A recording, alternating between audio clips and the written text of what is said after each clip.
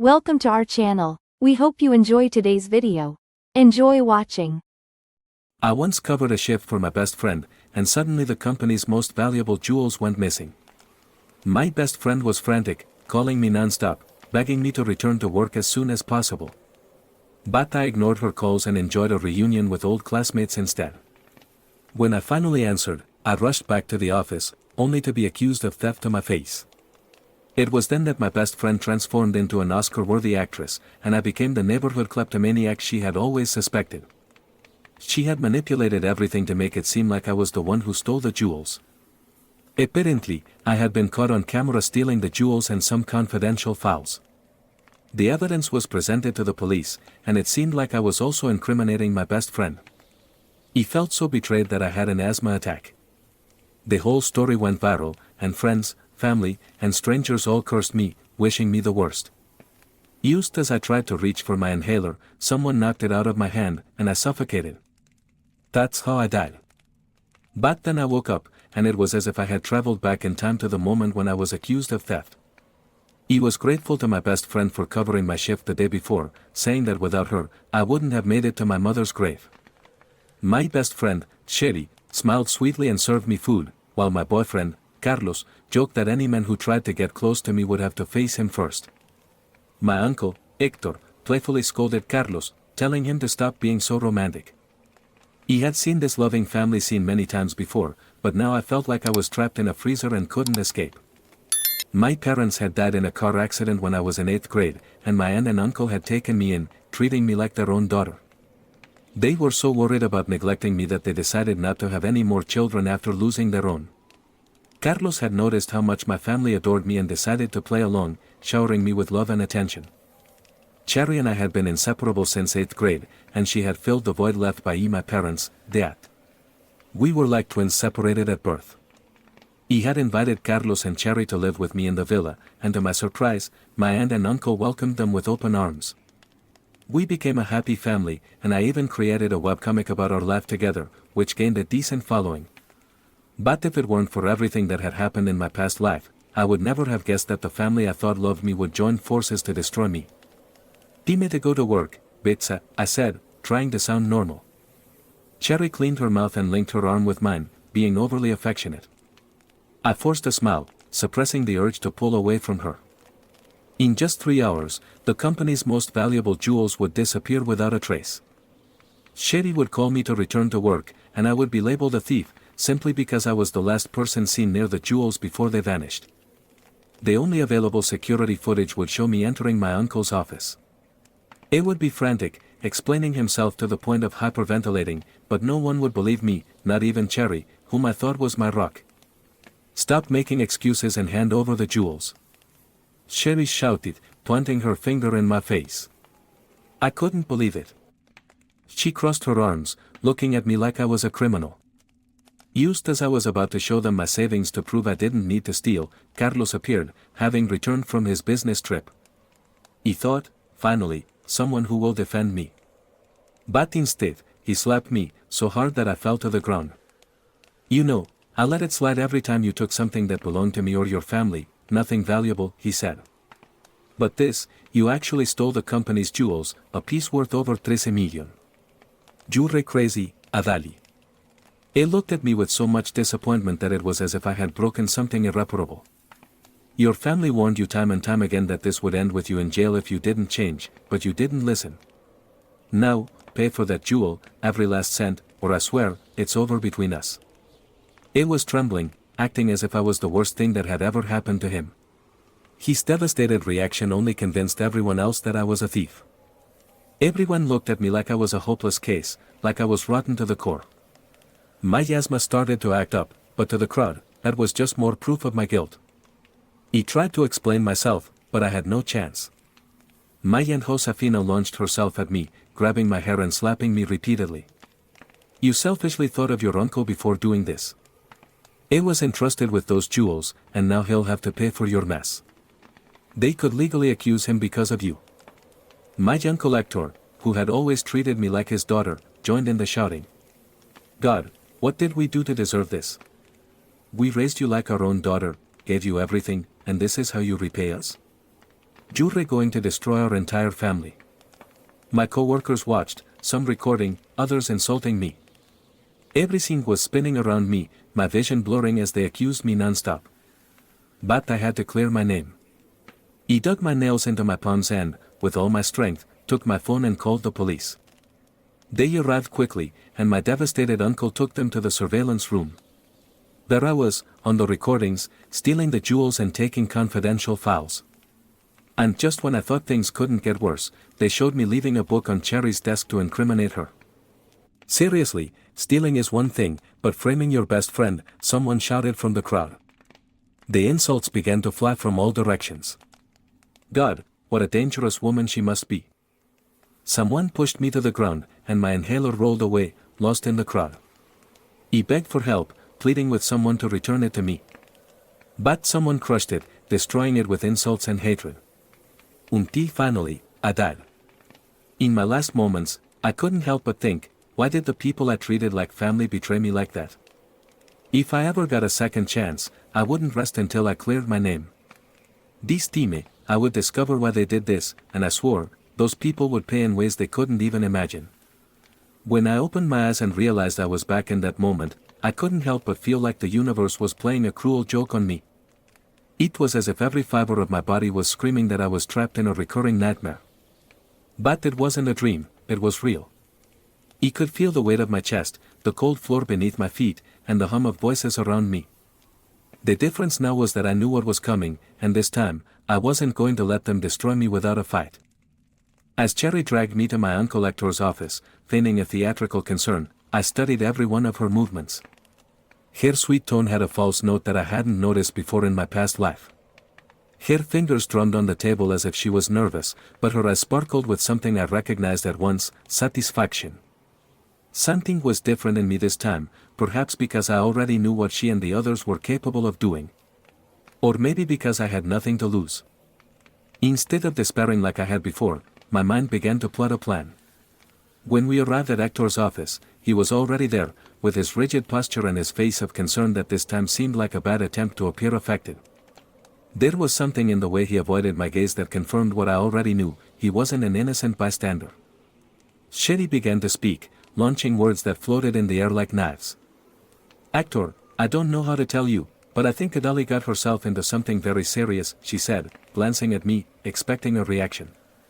I, however, remained still, letting her continue with her charade.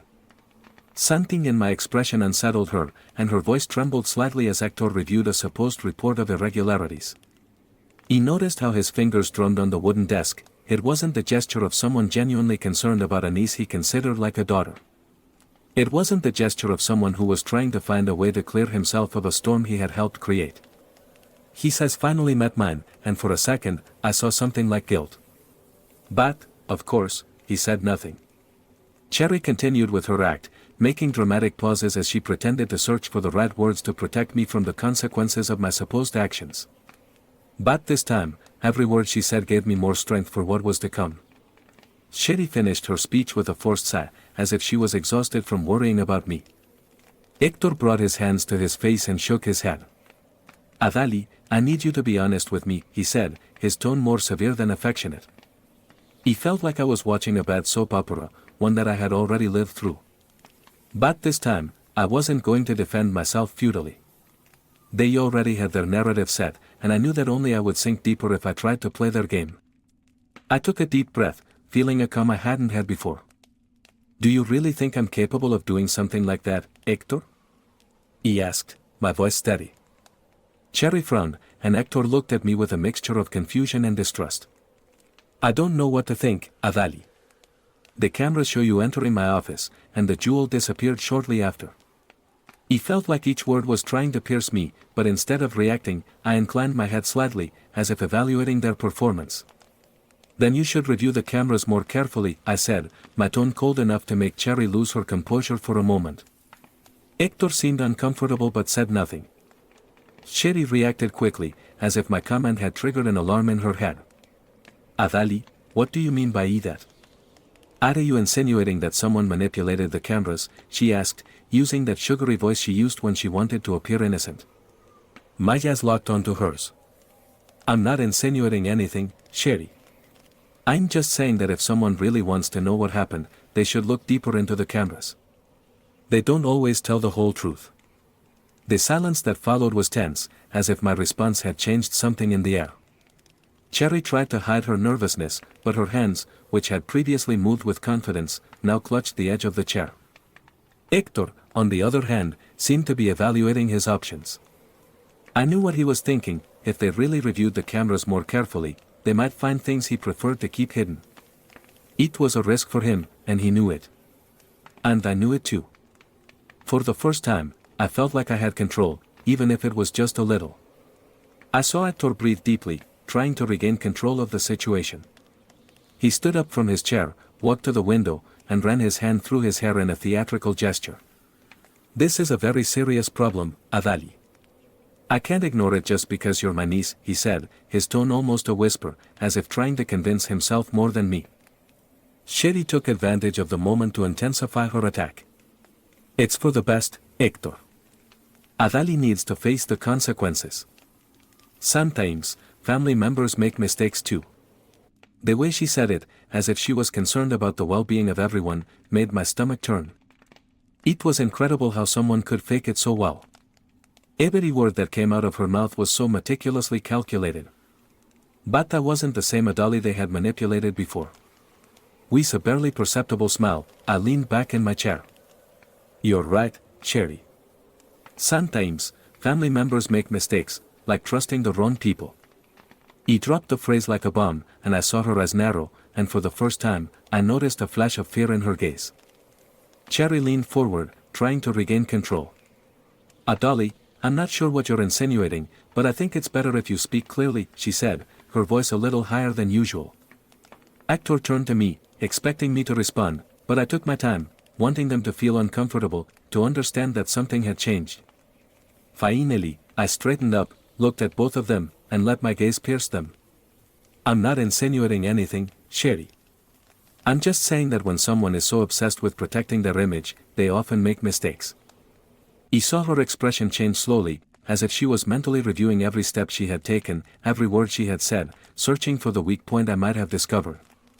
Hector, on the other hand, seemed more agitated than ever, pacing back and forth in the office, muttering something I couldn't quite hear.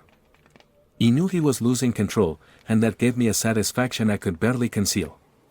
For the first time in a long time, I felt strong, like I was regaining the ground they had tried to take away from me. The silence in the office became almost unbearable. Cherry tried to break it, standing up from her chair and crossing her arms, as if trying to regain that dominant posture she always used. Adali, you're being very cryptic. If you have something to say, say it already. We're not here to play games, she said, trying to sound firm, but her voice trembled beneath. Hector continued to pace back and forth in the office, growing more nervous by either minute. He observed him as he scratched the back of his neck, a tic he always had when something was bothering him. This man was on the verge of exploding. Games? Of course, you never play games with anyone, do you, Sherry? He replied, leaning forward slightly. She froze, as if she hadn't expected me to respond like that. Her eyes sought Hector's, as if she needed his support, but he said nothing. He just stopped in his tracks, staring at the floor. He took advantage of the moment. It's surprising how everyone is so sure of what happened. It's as if someone had gone to great lengths to make sure things looked a certain way. My words hung in the air, and for the first time, I felt like the pieces were starting to move in my favor. Sherry let out a nervous laugh, clearly out of place. Adali, you're making this more complicated than it needs to be. Everything points to you, and instead of admitting it, you keep insinuating things that don't make sense, she said, but her tone betrayed her discomfort. Hector turned to me, crossing his arms, trying to regain control. Adali, this isn't a debate. The evidence is there, and we need an explanation, he said, trying to sound authoritative. But there was a crack in his facade. He stood up slowly, letting the silence stretch out before speaking. Evidence, of course. The evidence that conveniently incriminates me, and you, Hector, were the first to find. Don't that seem a bit too perfect to you? My words seemed to hit him like a slap, and his face tensed up. Sherry took a step towards me, her attitude now more aggressive. This is ridiculous. No one has time to invent things against you, Adali. If you did something wrong, it's time to own up to it, she said, but her voice was too loud, too insistent. The mask was starting to crack, and I could feel it. He moved closer to Cherry, intentionally closing the distance between us. I could feel her posture change, her confidence turning into a forced defense. No one has time to invent things? How curious, because it seems like someone had time to make sure I was the only one who appeared on the cameras. Isn't that right, Cherry? My tone was calm, but my words were loaded with intention. She took a step back, her eyes seeking Hector's, who now seemed trapped in a whirlwind of thoughts. You're paranoid, Cherry exclaimed, although her voice was clearly higher. Hector intervened, raising his hands in a gesture of frustration. This isn't getting us anywhere. If you think someone manipulated something, Adali, then you should prove it. But so far, everything points to you, he said, but his words were a spark for what I had been planning. Oh, you want me to prove it, Hector? Perfect. But when I do, I hope you're ready to face the consequences, because this isn't going to end well for some of the people in this room, I said, my gaze directed at both of them. The weight of my words fell like a bomb in the room. Hector took a step back, clearly affected by my words. In contrast, he tried to maintain a defiant posture. Oh, and what do you think you're going to prove, Adali? As far as I know, you're the one who's in the hot seat, he said, but his voice trembled, and his hands, which had previously moved with confidence, now played nervously with the edge of his blouse. He allowed myself a slight smile, one that I knew would destabilize them even more. Cherry, did you sleep well last night? He asked, my tone calm and collected. The room fell into an uncomfortable silence, broken only by the sound of Hector's footsteps as he seemed to not know where to go.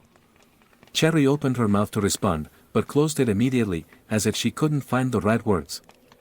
He took advantage of the moment to deliver the final blow. I don't need to run or hide. If you're so confident in the cameras, I suggest we review them again. But this time, with someone impartial, because there's something that doesn't add up, and I'm sure you both know exactly what I'm talking about.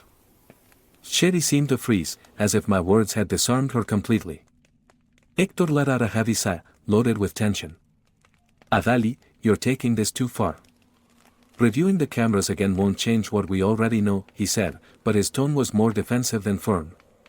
He looked him straight in the eye and responded calmly. Then there shouldn't be a problem reviewing them. Or is there? If everything is as clear as you say, there's nothing to fear. Hector's expression changed, and for a moment, I saw a reflection of something like panic in his eyes. Cherry intervened before he could respond. This is ridiculous. We can't keep wasting time with your theories, Adali. This isn't about you trying to deflect attention, she spat, her voice now clearly altered. He walked over to the door and opened it slowly. Perfect. Let's call someone who can handle this. If I'm guilty, let them prove it. But if I'm not, you'd better be prepared for the consequences. My tone was enough to make Cherry start sweating, and Hector seemed completely lost for the first time. Hector looked at me with his lips pursed, as if measuring every word before speaking. Fine, Adali.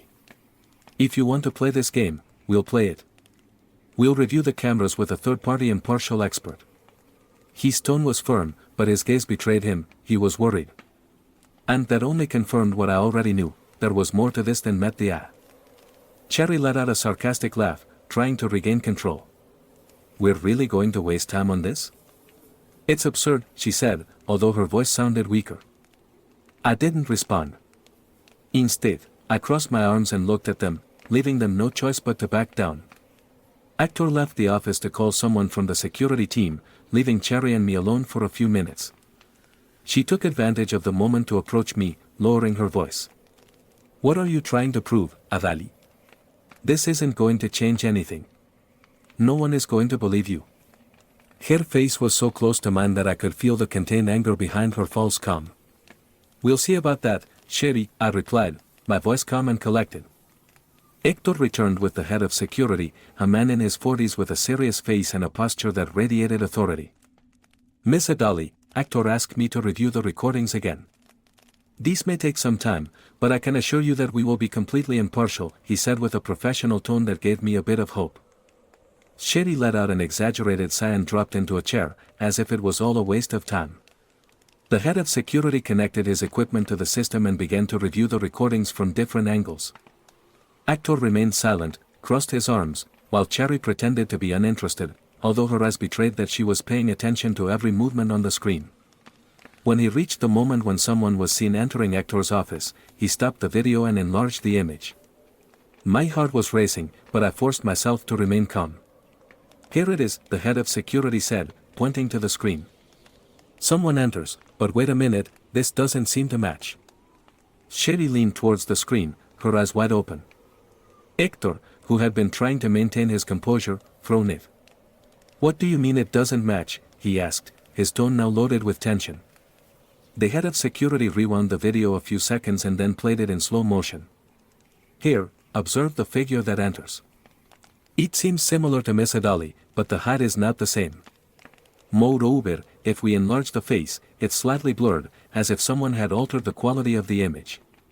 He felt a chill run down my spine as what I had suspected was beginning to be confirmed. Sherry tried to intervene, her voice cracking slightly. "Well, it could be an error in the system. Technology isn't perfect," but the head of security shook his head. "No, Miss Cherry, this isn't an error. Someone manipulated this recording, and not just that.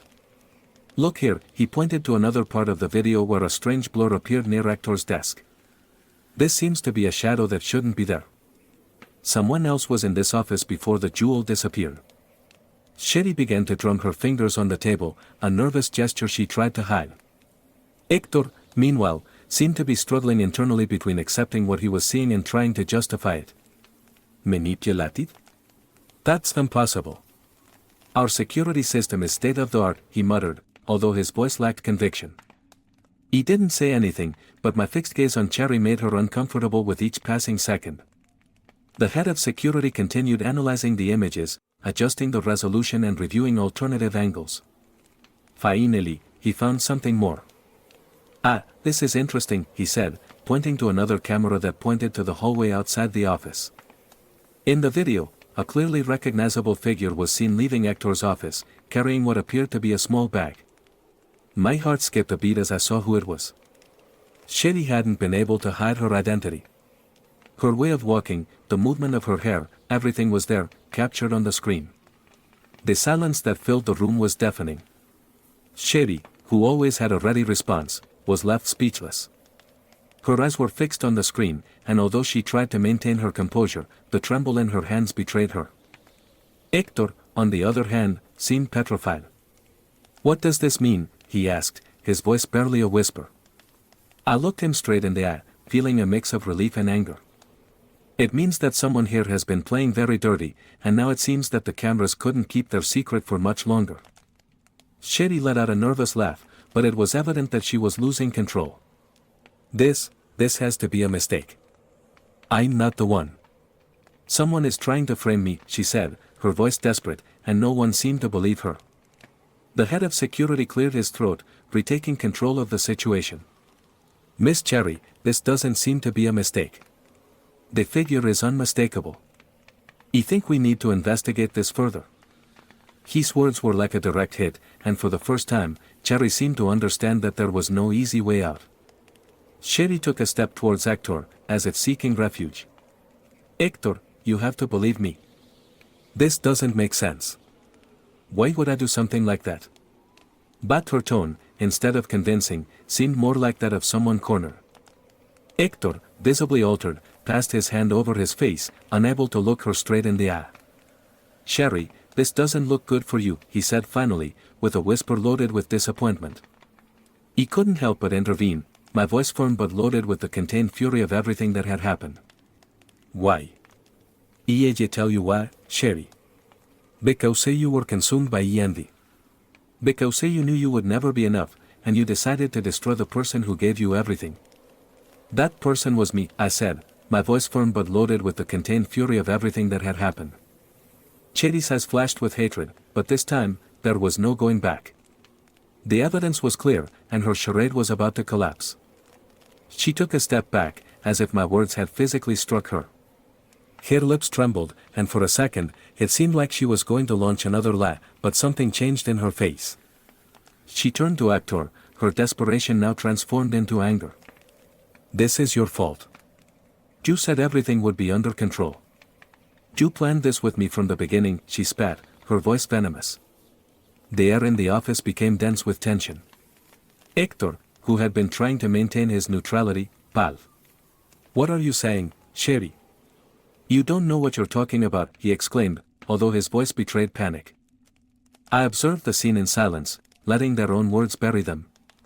Sherry, realizing she had said too much, tried to backtrack. No, I didn't mean to say that. Hector, it's just that. But it was too late.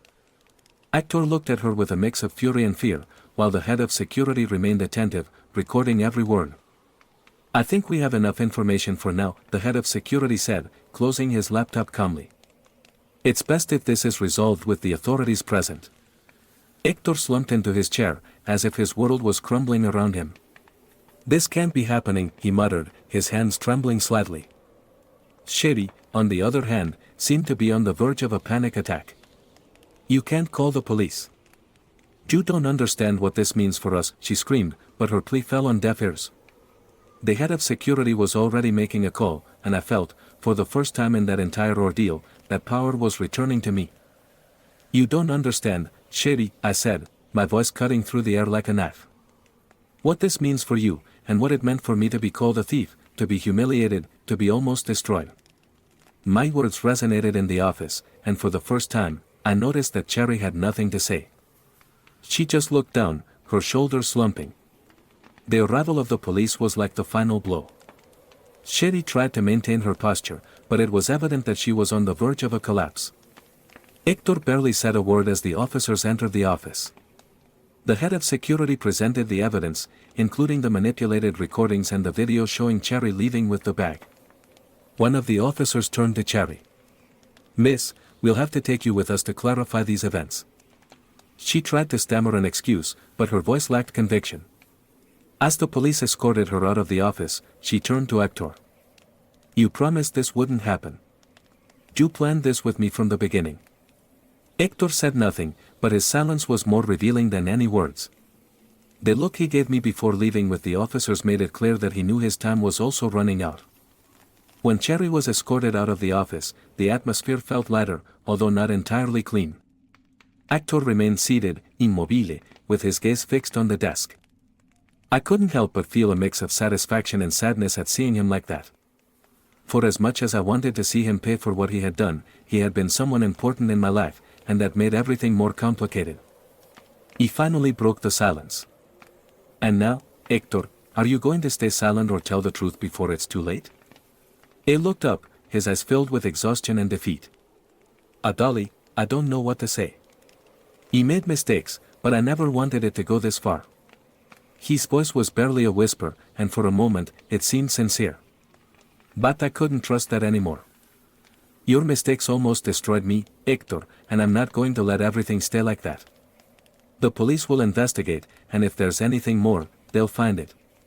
My tone was firm, although inside, I felt a pang of sadness.